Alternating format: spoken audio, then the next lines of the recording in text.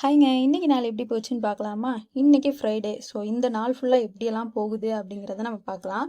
மார்னிங்கே தோசையெல்லாம் ஊற்றிட்டு இருந்தேன் நான். பொறுப்பான பிள்ளையாக மாறிட்டு அப்போ நீங்கள் நினச்சிருக்கலாம், பட் அது கிடையாது. எங்கள் மம்மி தான் ஊற்றிட்டு இருந்தாங்க. சைட் கேப்பில் பார்த்தீங்கன்னா ஒரு வேலையாக போயிட்டாங்க. என்னால் நான் தான் ஊற்றிட்டு இருந்தேன். ஸோ இதெல்லாம் முடிச்சதுக்கப்புறம் பக்கத்துலேயே சட்னி எல்லாமே கரெக்டாக அரைச்சி வச்சிட்டாங்க. நானும் அந்த கேப்பில் குளிச்சுட்டுலாம் வந்துட்டேன். ஸோ குளிச்சுட்டு தலையை காய வச்சுட்டு இருக்கும்போது தான் இந்த கூத்தெல்லாம் நடந்துச்சு.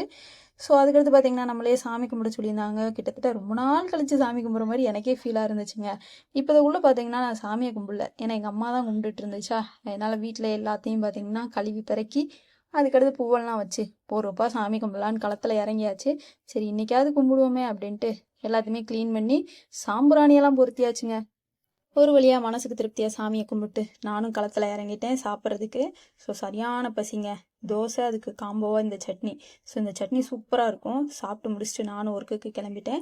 ஸோ போகிற வழியில் கோயிலில் போய் சாமியை கும்பிட்டு போயிடலாம் அப்படின்ட்டு மாலை எல்லாமே எங்கள் மம்மி வாங்கி வச்சுருந்தாங்க. அதனால் போயிட்டு எங்கள் ஸ்ட்ரீட்டில் உள்ள சாமியை கும்பிட்டு அப்படியே பார்த்தீங்கன்னா கிளம்பிட்டேன். எனக்கு இந்த டே இப்படி தான் போச்சு. பிடிச்சா சப்ஸ்கிரைப் பண்ணிக்கோங்க. நீங்கள் என்ன பண்ணீங்கன்னு மறக்காமல் கமெண்ட்டில் சொல்லுங்கள். பாய்.